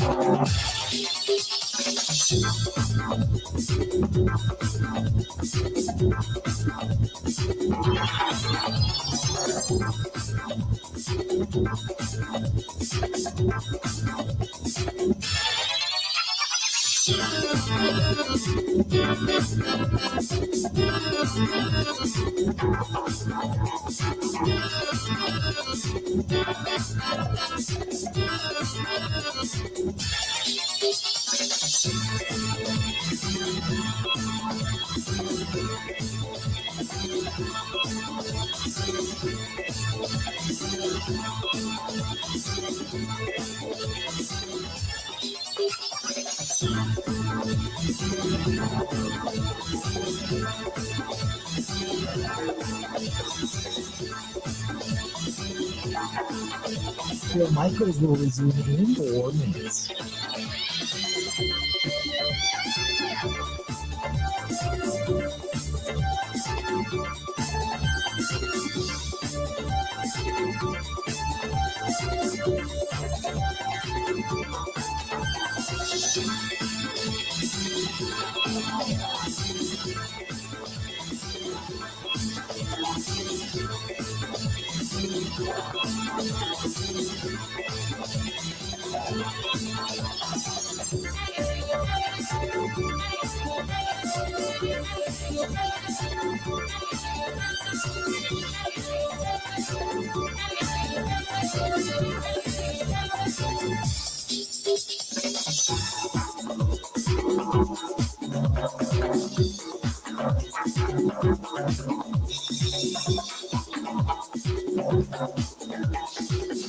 Bill Michaels will resume in 3 minutes.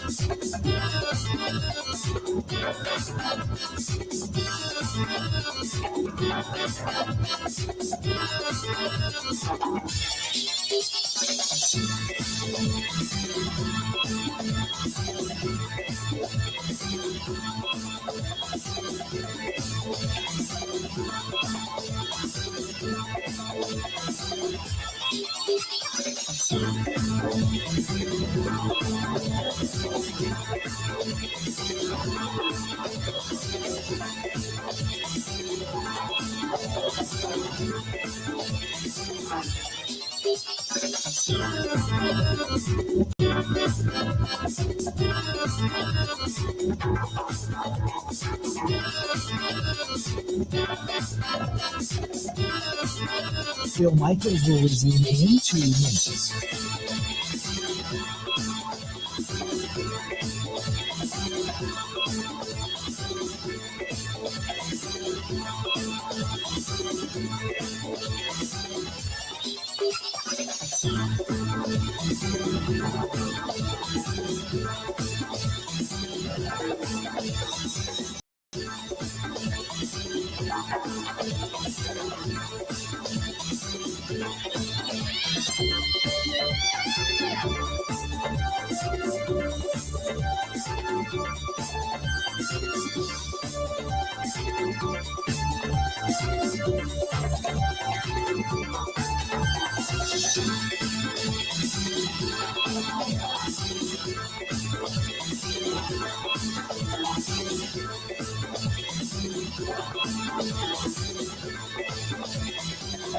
Bill Michaels will resume in 1 minute.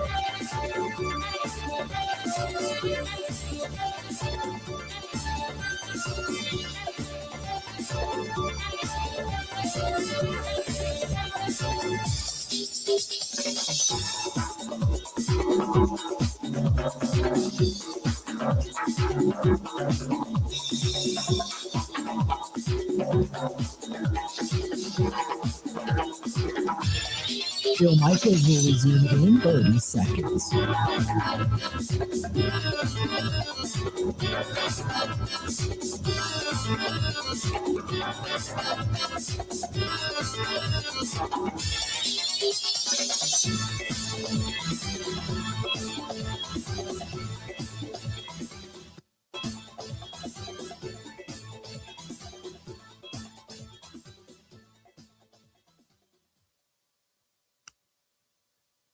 We've talked about it a lot, right? Anybody that's been around Murph knows he likes to joke around, mess around, have a good time, but there's also an element of seriousness to it, and you know when it's time to be serious. And I think players know when it's time to have fun with them and joke around, but know when it's time to, you know, lock it in and you have to do your job, and there's high expectations and you have to meet those expectations, or there's going to be some discussions if you don't.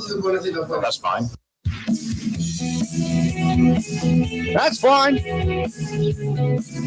That's fine. Nothing wrong with that. We know that happens. We know that happens. We know how Murph is. We've heard it before. Welcome back. Bill Michaels Show. We continue on and enjoying our day on this Friday, getting you ready for the weekend. And again, if you want to get a hold of us, you can always check us out on YouTube. Go to youtube.com/Bill Michaels Show, youtube.com/Bill Michaels Show. Joining us now is Dario Melendez, WISN 12 here in Milwaukee and out in spring training, fresh off the golf course from a couple of days ago. Dario, how you doing, pal? Good. I wish I was back on the golf course. So the weather back here is not fun. I was going to say, was the golf good, or was it just, hey, it was just great to be out in the sun? It was surprisingly better than I expected. I got to play Talking Stick, which is always fun, and I got to play TPC Scottsdale with the stadium still up on 16. Oh, so wow. It was a blast. That is great, man. Those are two choice places. Now I have to ask you: did you play them and pay them? Did you gratis? Paid. I mean, the problem is they don't need the publicity. Everybody knows what those places are. So. Okay. I thought maybe you have a hookup because I know you, man. You probably have a hookup all over the place. Oh, bro, if we're in Wisconsin, we're good. Right. Once we leave, that's where things get questionable. Yeah, exactly. Give me what you see down there so far, what you saw down there in the sense of, obviously they're getting ready for Cactus League play this weekend, but we've got a few new guys in camp. There's a few battles going on, but overall, give me your thoughts. I like them, man. I mean, it's hard not to like what the Brewers are doing, especially, and this is what I've been trying to tell people, even from my time when I was on the Brewers broadcast team. Like Matt Arnold, before him, David Stearns, Mark Analizio, they have a plan. And when you see these young guys coming up, I think fans are starting to see what it is. Like they're all young, they're energetic, they're fast, they're hungry, they want to be there. We got there on Sunday. Position players aren't supposed to report till Tuesday, and everybody was there. There wasn't one person that wasn't there. So it just shows you that these guys want to be with each other, working at the same goal. I was talking to Matt Arnold, and he's like, I asked him, who's the guy that you have an eye on? And obviously he joked Murph because, Murph's always a wild card. But Luis Lara, I mean, he loves him, and he's kind of like becoming the darling of camp right now. Played AA last year in Biloxi. Speedy Venezuelan, 21-year-old outfielder.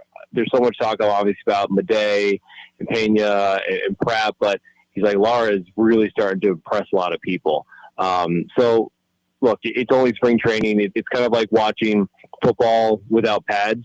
Everybody looks like an all-star in shorts, but they look good. I mean, I like what Matt Arnold has put together for Pat Murphy. The Mizorowski, I guess, question, because we all know he's really good. He can hurl at 102 plus, but he was going to go away in the offseason and see if he couldn't work on another pitch. Was there any talk down there like he's got something else in his arsenal, another kind of shot in his quiver now? Not really. I mean, I saw him throw a bullpen with Gary Sanchez, and obviously Sanchez doesn't know his arsenal, so he was throwing his slider, he was throwing his changeup. It all looked really good. Like the secondary pitch, when your fastball is 102, the secondary pitch is not as important because let's see if you can hit my 102. Miz's entire game is predicated on location. If he can hit his mark, which we saw the first 5-6 starts, he's great. He lost it for a little bit up to the All-Star break and then turned into the Miz that we saw that was an All-Star in the postseason. He's going to have that secondary pitch, which is going to be a slider, and then I think he probably, if you're a Brewer,